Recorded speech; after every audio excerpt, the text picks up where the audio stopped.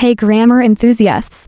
Today, we're diving into the wild world of irregular plurals. You know, those tricky words that don't follow the add and s rule.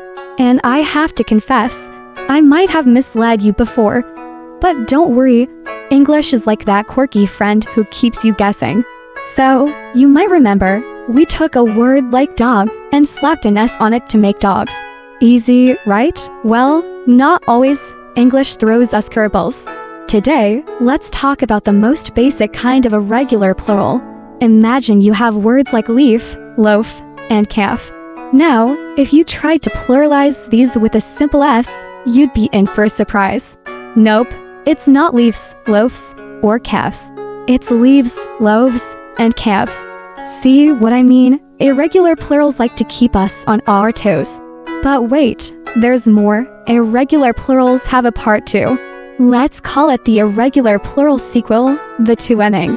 Now, previously, we talked about regular plurals and how they're usually just add an S. But then, there's the word child, which becomes children. It's like English decided to do a plot twist, right? English is like a puzzle made up of pieces from all over, and it's your job to make sense of it. Why is child becoming children?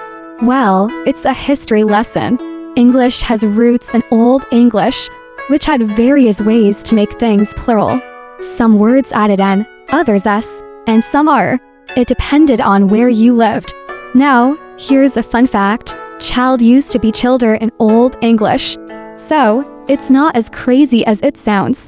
But nowadays, child becomes children.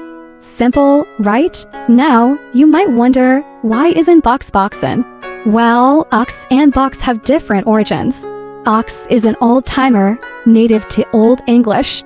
Box, on the other hand, comes from Greek, Latin, and French, quite the journey.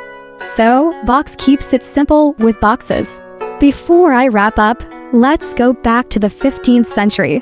Merchants from London were trying to communicate in what we'd call Middle English with folks just 60 miles away. It was like a comedy sketch. They asked for eggs, locals heard Aaron, and confusion reigned.